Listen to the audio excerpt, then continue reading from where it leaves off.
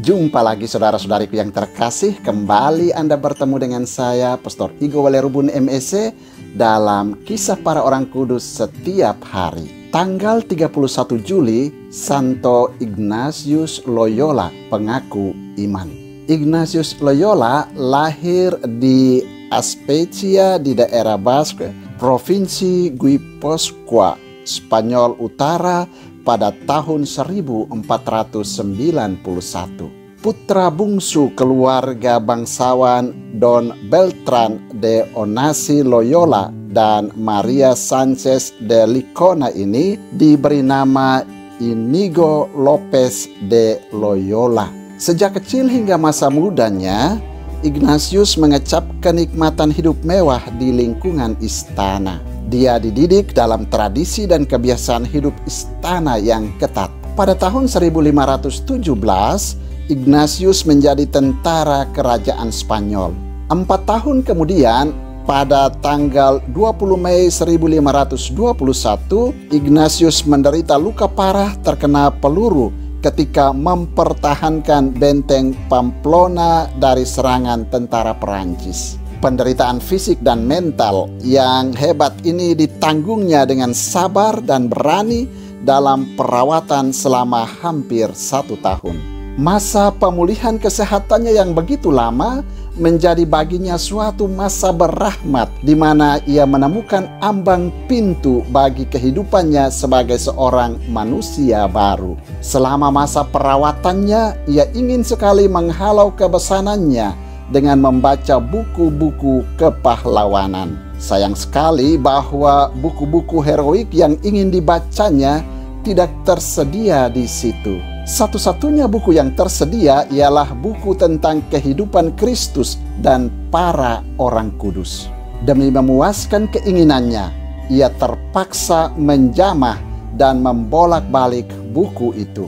Tanpa disadari, apa yang dibacanya tertanam dan mulai bersemi dalam lubuk hatinya. Kalbunya serasa sejuk bila menekuni bacaan itu. Lambat laun ia memutuskan untuk menyerahkan seluruh sisa hidupnya bagi Tuhan sebagai abdi Allah. Ia tidak ingin lagi menjadi pahlawan duniawi. Kepribadiannya berubah secara total. Dari suatu cara hidup duniawi yang sia-sia, ia menjadi seorang rohaniwan yang melekat erat pada Tuhan dalam cinta kasih yang mendalam. Ia bahkan bertekad melampaui pahlawan-pahlawan suci lainnya. Pada tahun 1522, Ignatius pergi ke biara Benediktin Montserrat, timur laut Spanyol. Selama 3 hari berada di sana, ia berdoa dengan tekun dan memohon ampun atas semua dosanya pada masa silam. Semua miliknya diberikan kepada orang-orang miskin.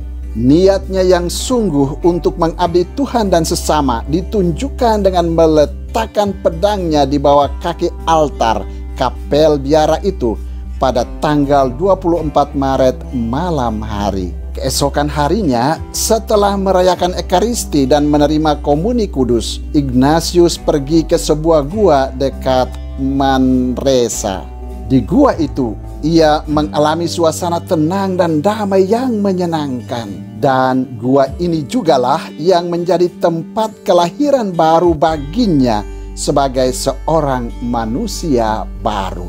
Meditasi dan doa-doanya selama berada di gua ini mengaruniakan kepadanya suatu pemahaman yang baru tentang kehidupan rohani. Pemahaman ini diabadikannya dalam bukunya yang berjudul Latihan Rohani yang masih relevan hingga sekarang.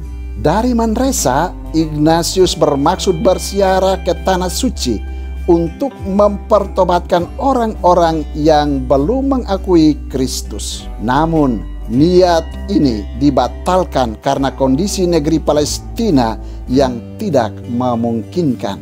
Sebagai gantinya, ia kembali ke Barcelona, Spanyol. Pada tahun 1524, Ignatius semakin yakin bahwa tugas pelayanan bagi Tuhan dan sesama perlu didukung oleh pendidikan yang memadai. Karena itu selama 10 tahun ia berjuang memperkaya dirinya dengan berbagai ilmu pengetahuan. Ia belajar di Alcalá de Henares dari tahun 1526 sampai 1527, Salamanca tahun 1527 sampai 1528, dan Paris tahun 1528 sampai 1535, hingga memperoleh gelar sarjana pada tanggal 14 Maret 1535.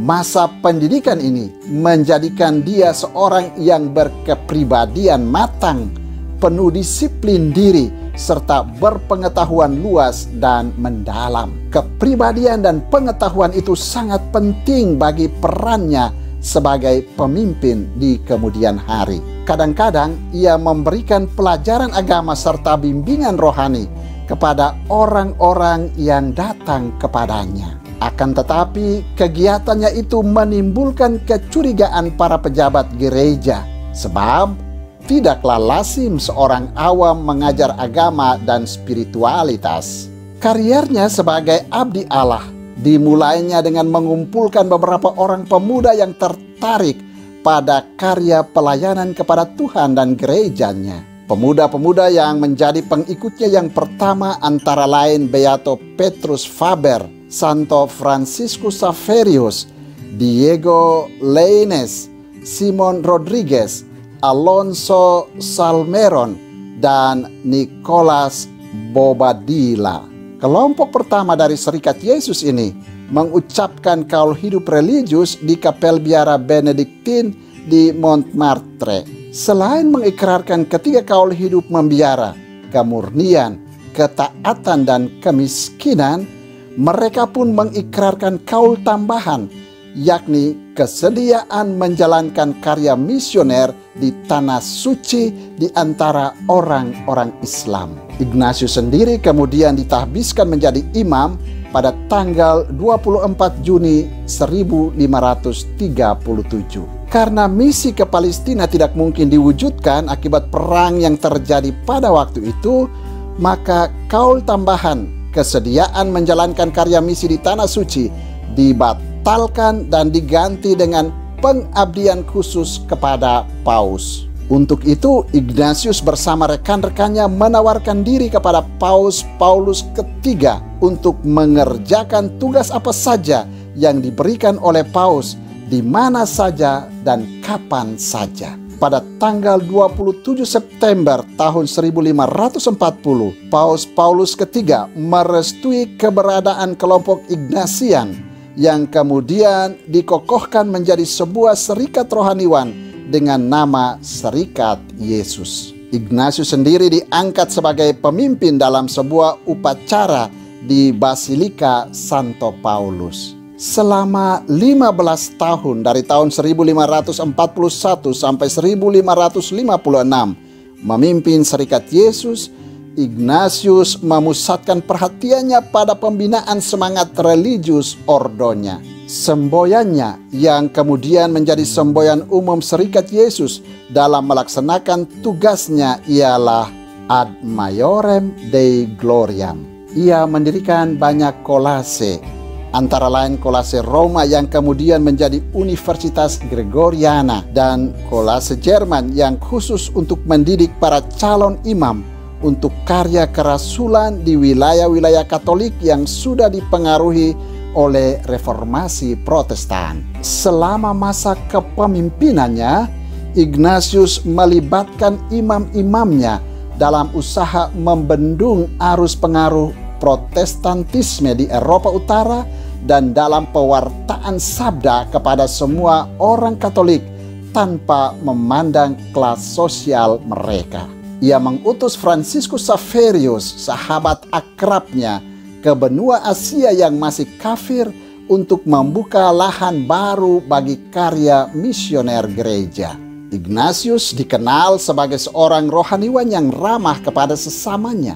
Kasih sayangnya yang besar kepada orang-orang sakit dan lemah, anak-anak, dan pendidikan mereka, terutama orang-orang berdosa, seringkali membuatnya menangis karena memikirkan kemalangan mereka. Karena itu ia menggugah hati imam-imamnya agar dengan tulus berkarya di tengah-tengah semua lapisan masyarakat demi menyelamatkan mereka. Ordo Yesuit yang didirikannya dipoles menjadi sebuah ordo religius yang bebas dari keketatan aturan hidup monastik lama yang kaku. Sebagai reaksi terhadap kekejaman gereja abad pertengahan yang melahirkan reformasi Protestan, Ignatius menuntut ketaatan mutlak kepada tahta suci dan prinsip-prinsip Katolik.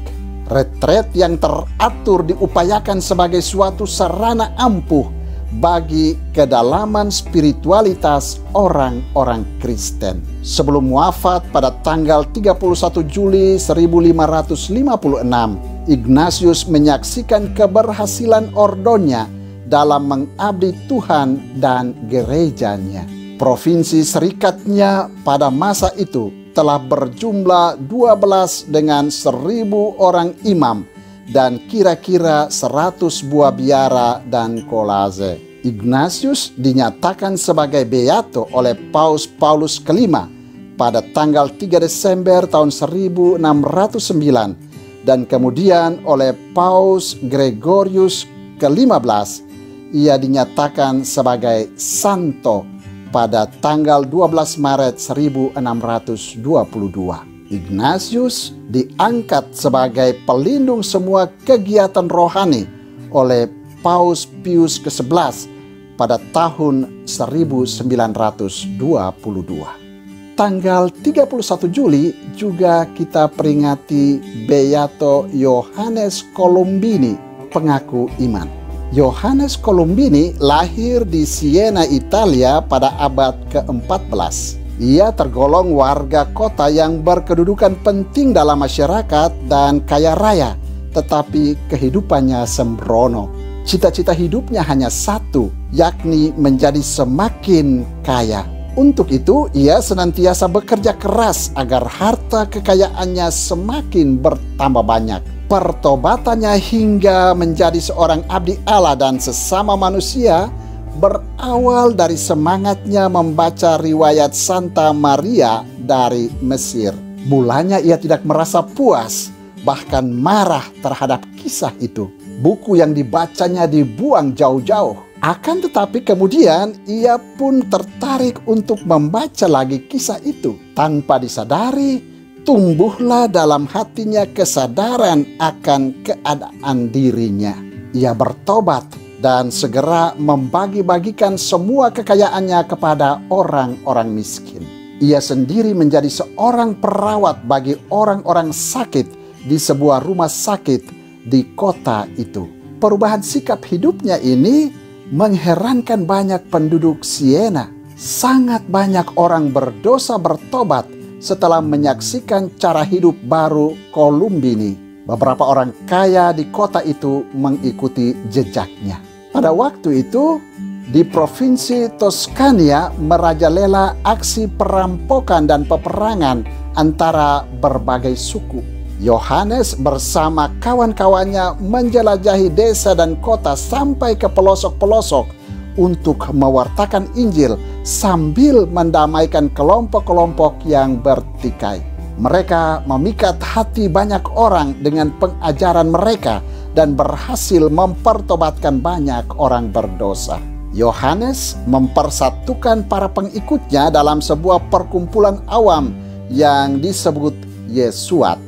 Perkumpulan ini mengabdikan diri pada perawatan orang sakit dan jompo, penguburan orang-orang yang meninggal, dan berbagai karya amal lainnya.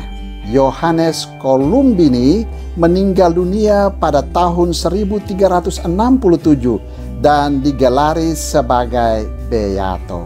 Orang kudus lain yang juga kita peringati pada tanggal 31 Juli adalah Santo Germanus, pengaku iman. Germanus lahir pada tahun 378. Ia adalah seorang pegawai tinggi pemerintah. Ia dipilih menjadi uskup Auxerre Prancis meskipun tidak menyukainya. Kemudian ia meninggalkan istrinya. Ia menggunakan harta miliknya untuk membangun gereja dan biara. 2 kali ia diutus ke Inggris untuk membersihkan umat dari bid'ah Pelagianisme dan ikut berperang melawan tentara Sakson. Germanus dengan giat mengkristenkan kembali seluruh wilayah keuskupannya. Ia meninggal dunia pada tahun 448. Tanggal 31 Juli juga kita peringati orang kudus lain, yakni Santa Eileen, janda dan pengaku iman. Janda muda yang saleh ini berziarah dari Swedia ke Yerusalem. Oleh sanak keluarganya, ia dituduh merencanakan pembunuhan atas suami putrinya. Karena itu, Eileen dipukuli dengan tongkat kayu sampai mati. Banyak peziarah menyaksikan terjadinya banyak mujizat pada makamnya. Eileen mati terbunuh pada tahun 1160. Saudara, demikianlah keempat orang kudus yang kita peringati ataupun kita pestakan pada tanggal 31 Juli, yakni Santo Ignatius Loyola, pengaku iman. Beato Yohanes Columbini, pengaku iman. Santo Germanus, pengaku iman. Dan Santa Eileen, janda dan pengaku iman. Tuhan memberkati.